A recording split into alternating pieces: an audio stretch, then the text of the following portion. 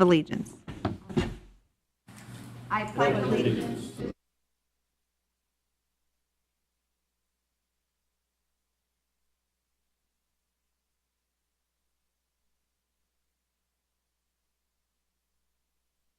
And if the clerk could take the roll, please. Commissioner Look. Here. Commissioner Brastad. Here. Commissioner Kordiak. Here. Commissioner Silveraja. Here. Commissioner West. Here. Commissioner Gamache. Here. Commissioner Schulte. Here.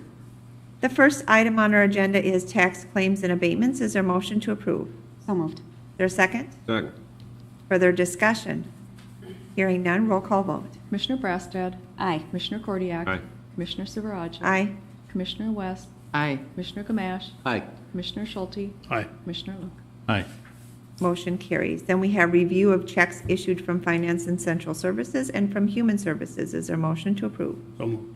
Is there a second? Second. Further discussion? Hearing none, all those in favor signify by saying aye. Aye. All those opposed? Motion carries. Then we have approval of the minutes from the June 26th County Board meeting. Is there a motion to approve? So moved. Is there a second? Second. Any additions or corrections? Hearing none, all those in favor signify by saying aye. Aye. All those opposed? Motion carries. Our next guests are extremely busy this time of year, preparing for the influx of people visiting the Anoka County Fair. It's not a county function as many might think, but actually the tremendous effort of many, many passionate volunteers who do an amazing job really welcoming thousands and thousands of guests, many who actually take their vacation time to volunteer in order to welcome those guests. They also provide lots of fun and a great educational environment for the entire family. So Commissioner Look, would you please introduce our guests? Well, thank you, Madam Chair. The Anoka County Fair is truly a snapshot of life in our county.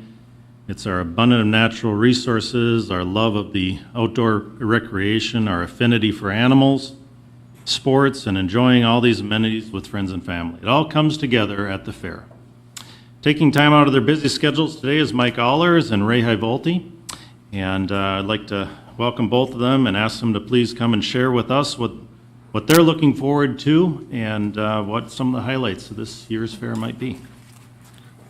Thank you, Madam Chair, Commissioners. Just give you a little rundown of what's going on this year. Again, yes, we are extremely busy this time of year, but it's a fun busy. If you guys, first of all, I want to invite all of you down next Monday night to our kickoff dinner. It's when we have all of our volunteers come in, and all the county commissioners are invited to come down, have a meal. And it's about 6 o'clock next Monday in the beer gardens. You're also invited to the flag raising ceremony on opening day, the 24th, Tuesday at 11 o'clock a.m. So. A lot of things have been going on around the fair. If you've driven through there lately, you see that we are really trying to beautify the whole grounds year-round, not just during the fair, but we're doing more landscaping, we're painting more, we're putting new tin on buildings, and a lot of that, we thank the commissioners for their help and support, financially helping us to pay for this stuff, but the grounds have taken on a lot better look over the last, I would say, over the last 10 years. I mean, and again, a lot of that thanks goes to you. This year we did tear down our country kitchen, so you'll notice that that's gone in the old farm site. It was to the point to where we were more worried about it falling down than and causing injury to somebody. So we tore that down. And we're in the plans maybe next year of trying to reconstruct another just country kitchen. It's not a big building. It's sat right there in the corner just east of the post office. It was the old gray building. The north gate, we're building a new ticket booth down there. That was one that we had to do because a semi-truck came in and kind of wiped out the old one. So he cut the corner a little too close. So that's in the process right now. They're actually down there working on that right now. So we have a new ticket booth going in down there.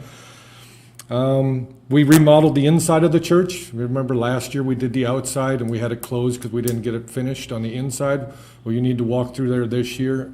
And it is going to be just a church this year too.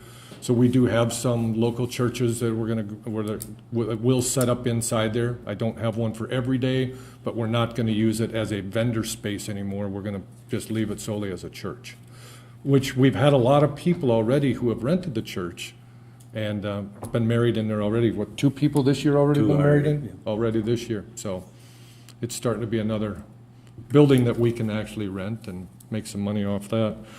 One of the bigger changes that we are going this year is that we have Route 65/Route 47, who is going to be serving liquor at the fair. We went to strong beer, and we're going to introduce liquor sales, which is kind of the Anoka County Fair is known for kind of paving the way for a lot of county fairs. So there's a lot of other fairs with their eyes watching us, kind of seeing what's going to happen this year with that. And we don't know. I think there's one other county fair in the state of Minnesota who's tried it. So, grandstand events this year, we have motocross on Tuesday. We have bull riding with mutton busting on Wednesday. If you've never seen mutton busting, that is a hoot. To watch those kids bareback ride a sheep is fun. Thursday and Friday, we have tractor pulls with the big air event on Saturday and demo derby on Sunday. Commissioner Look had made a comment about that the county fair has a lot to do with our heritage and livestock. And that's one of the problems that we're starting to struggle with now with the cities moving out into rural Anoka, is that the farmers are starting to be diminished and their livestock is going down. So that is one of our struggles, is trying to actually keep our livestock program up, which we're not the only county fair who's struggling with that. But the small farmer is starting to diminish a little bit too fast. So, is there any questions? Commissioner Hordiak. Madam Chair, I can't help but comment, and maybe some of it's repetitive, but I've been on the Parks Committee for many years. Parks Committee is kind of a go-to spot with the Fair Board over the years to work with them, and it's been a really fine partnership that we all have had with you and your crew. It's rather remarkable. The county board has long supported you. We've never really backed up between buildings, blacktop, and heaven knows what else. I think that we've been for you. We're always happy to help. I've been to your fair board a number of times, the working fair board, and they're just a dedicated group of, they're like the Lions and the Kiwanis and whatever. They just keep coming together every 30 days and taking care. They're kind of a rowdy crew, but they're dedicated and committed and hardworking. We appreciate that. You add many other volunteers, and they put together quite the event, all for the benefits of our community, not only for the fair, but a variety of other activities that benefit the community. So you've really been a great go-to opportunity in this county, in the jurisdictions here. It's been good for you, great for us, and I just say thank you for all you do, because it's been a fine partnership. Thank you. Thank you for that, Mike. Mike, was that semi that you mentioned, was that just in there a couple of days ago? No. Okay, so that was maybe part of the repair process. I saw a semi kind of pulled down in there for Yeah. a larger truck. No, they hit the ticket booth, it was last fall, wasn't it? It was last fall. They made a U-turn and left real fast. Yeah, Amazing. so, We're looking at now the new one. We want to put a big cement post in metal there. post in there. So they can't clip leave the so ticket. fast? Yeah. Trucks are pretty big. Commissioner Gamache. Thank you, Madam Chair. Mike, it sounds like you guys have a great lineup, but I just wanted to ask you one question. What do they do at the ATV Big Air event? Do you have a breakdown of how that works? Yes, we do. And actually, I was part of that event last year. They brought in they set up a ramp, They set up a ramp, and they jump motorcycles and four-wheelers. And the group that does this, Derek Jeter and his brother, were actually the first ones to do the backflip on a four-wheeler. Okay? Yeah. And they're actually in a movie, Mike and Dave. I've never seen the movie, but Derek sent me a clip of that they were the stunt people doing a backflip in that movie too. So besides the motorcycle and four-wheelers jumping, last year they brought a Polaris side-by-side. Okay, so it's a two-seater. And the promoter, Derek Jeter, comes to me and says, "So Mike, you want to ride? Get me a helmet, let's go." So actually, even during practice and then during the show, and he brought me out, and I hopped in the second seat and jumped with him. So It's really fun, and they jump higher than the bleachers. So if you're out in from the commissioner's booth, you can see them come up over the bleachers and go down. That's how high they're jumping. So, Wow. Sounds like fun. it is. Whiplash. Commissioner. Madam Chair, Mike and Ray, I just want to comment. It was, in the early salutation here, it was brought up that this really isn't Anoka County putting on this fair. But, our name's attached to it, and I'm proud of the work you guys do. Thank you. And how highly you elevate Anoka County's name within the county fair system. And I will bring up the fact that I placed second place in your demolition derby in 1980. Started my racing career, thank you. So I don't know if I should blame you or thank you. But it was a great event, and I urge people to get out to the demo derby. It's a load of fun to watch, and if you got time to put a car together, it's even more fun to compete. Correct. But again, thank you for the great show you put on for all our residents and other residents from other counties that are here to see what a great job you do. Thank you. Thank you very Well, much. Well, thanks so much, Mike and Ray. Again, this doesn't happen without the efforts of you guys and so many volunteers. I know I'm usually at the fair every day, and I run into so many people that I don't see any other time during the year except at the fair, and they're absolutely dedicated. So be sure to thank them for us. The Anoka County Fair officially kicks off with, as mentioned, the annual flag raising ceremony Tuesday, July 24th at 12 noon, which will be there, and runs daily until 10 p.m. through Sunday, July 29th. While there, please stop at the Commissioners and Parks booth. Our Highway Department also has a display there, and I should note, does a tremendous job of helping in the preparation of the areas where the grandstand events happen, the tractor pulls and that, and really good to see our staff out there helping with that.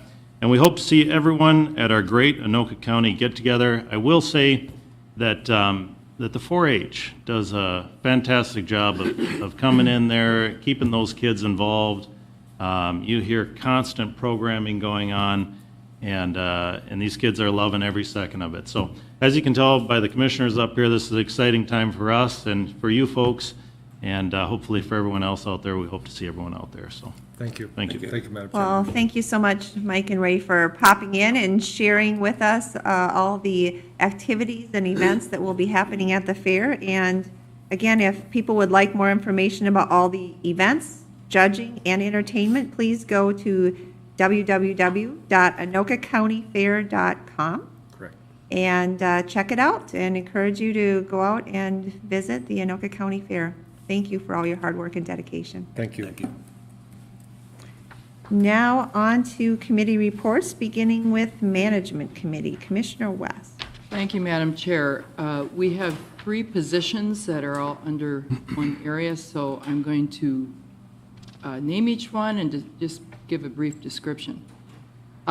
In Human Services and Community Social Services and Behavioral Health, it's 1 FTE social worker, housing support outreach. It is contingent on Minnesota Department of Human Services Community Living Infrastructure Grant funding. And this position will serve individuals who have disabling conditions and meet the income requirements of housing support. And priority will be those individuals who have the highest barriers to help them move through systems into permanent supportive housing. And the next item is Human Services, Community Social Services, and Behavioral Health. It's Housing Resource Specialist. And this position, it's considered a housing help desk. And it's going to screen and assess for housing needs. This position will send a referral directly to the outreach social worker, PATH, or community partner. It's going to provide technical assistance on program eligibility criteria for housing specific sources.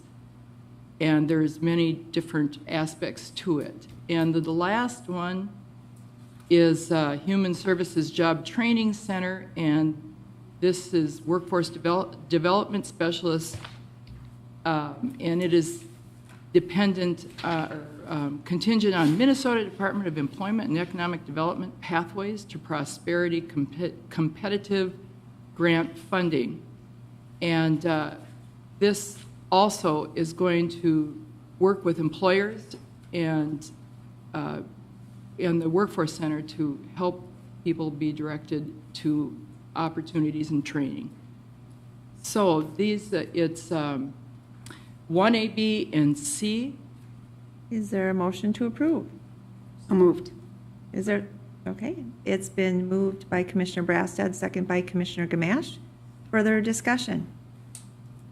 Hearing none, roll call vote. Commissioner Kordiak. Aye. Commissioner Silveraja. Aye. Commissioner West. Aye. Commissioner Gamache. Aye. Commissioner Schulte. Aye. Commissioner Look. Aye. Commissioner Brassad. Aye.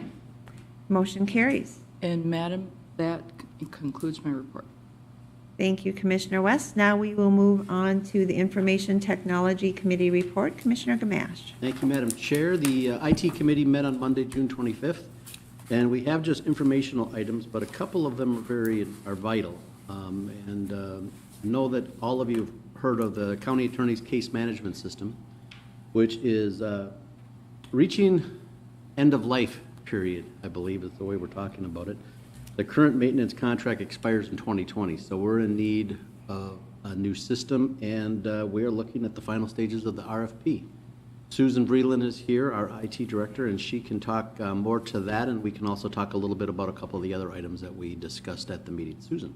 Yes, good morning, Madam Chair and members of the County Board. I'm Susan Vreeland, the Director of Information Technology. Regarding the county's case management system, we've shared some information in the past regarding this system with the board. The function of the system is mission critical to the county. This is the system that brings all of the information in and out for both civil, criminal, juvenile, and other areas of the office. It handles all their paperwork. It handles all their cases. It brings that information down to court. So it really is the life's blood of the county attorney's office. That office has worked really well with that technology for close to 10 years now, and it's served its purpose well. Over time, that technology has aged, the application has aged, in part because it's hit so heavy and used so often in the office. And it is time to replace it, not just because of its age and the age of the technology, the database, the application, but the office has needs now that weren't foreseen 10 years ago. The state, for example, and even at the federal level, requires things like e-charging, e-filing, the ability to do all of that work paperless now that in the past was done by rolling files and mountains of paperwork. So kudos to the attorney's office for making that technology last as long as it has, but the time has come now to look to replace that. We worked really closely hand in hand with the attorney's office, with purchasing and others to develop, I think, a really solid RFP that really puts out the requirements, what the expectations are. I think it will help us find the most cost-effective solution for their office, and I think set the stage for a really solid contract. We're walking into very clear expectations and knowing that the product that comes into the county will be something that a vendor can deliver upon and hopefully last 10 years or beyond into the future. Thank you, Susan. And I know Tony Colombo was there, our county attorney. He gave a brief update as to how it would help his department and moving forward. So it was a good discussion that we had, and now we're just in the final stages, as I said, of the RFP process. The other one was to talk a little bit about the OpenGov budget system that Finance and Central Services are looking at using as we're moving forward. And this is kind of, we're all familiar with OpenGov because we use that on our own budget system when showing the public exactly what our budgets look like. And it's a nice system that we enjoy using. Now here's an opportunity for us to maybe expand our use of it in other ways. So Susan, you want to just give us a quick, brief update? Correct, Commissioner. So this is an exciting opportunity. Patty Hetrick and Corey Kempf and others in Finance and Central Services really led the way with bringing this tool in-house, initially on the county's public website to provide transparency for the everyday basics. You know, how much money does the county spend in a certain area, or even overall bigger pictures. And it's worked very well. It's been pretty user-friendly, I think, on the staff side. And now there's an opportunity to look at our own budget system, which is also an aging technology, and using that same platform to provide for ease in budgeting for staff. I myself have used the budget system that we have in the past, and it does, it works well, but I think that we have the ability with this new tool to provide internal transparency to how we do the budget, how we put things together, and to be able to provide more data that really, I think, gives a more 3D in-depth picture as to what we spend our money on and how we do it. So again, the finance and central services folks have really led the charge on this. At some point, IT will be involved. We'll be looking at interfacing that with our financial system, going a little bit further, but really taking it step by step and looking at how can we better use a tool we already have in other ways. So it's really exciting. And the last RFP we talked about was automated material handling system for the Johnsville and Centennial libraries. Centennial Library obviously possibly going through the reconstruction of the new building. With the handling system similar to what we already use at Northtown, we should be able to get books in and out quicker and get them back on the shelves for the public to use. And this is a nice system that we're looking at for an RFP. Correct. Anything to add? Correct, Madam Chair and Commissioners.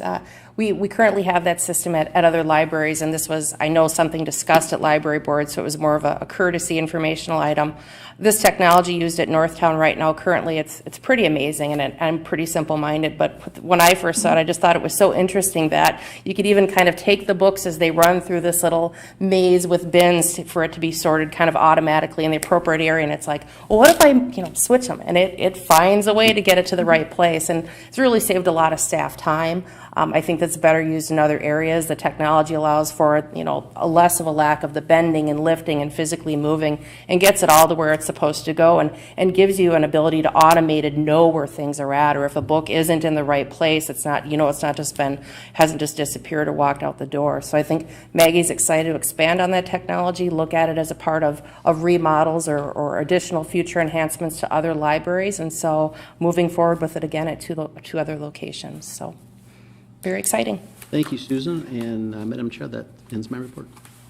Thank you very much. And then just wanted to, I know that each of you have had the opportunity to meet Jaquel, but last month, if you recall, we approved the hiring of Jaquel Hader as the county's new economic development specialist. She started yesterday, so today is her second day, and she will be out in the coming weeks, going out and meeting with each of the cities and getting to know folks, and really working with our partnership team with Metro North Chamber of Commerce, the cities, and Connexus Energy in really identifying where we go from here, what are some of the needs, what are some of the things that really that group thinks that she should be doing in order to promote economic development within Anoka County. So again, want to welcome Jaquel, and we look forward to all that you will bring to this position, and we know that you will help ensure that Anoka County truly is positioned for success. So welcome. And with that, meeting is adjourned.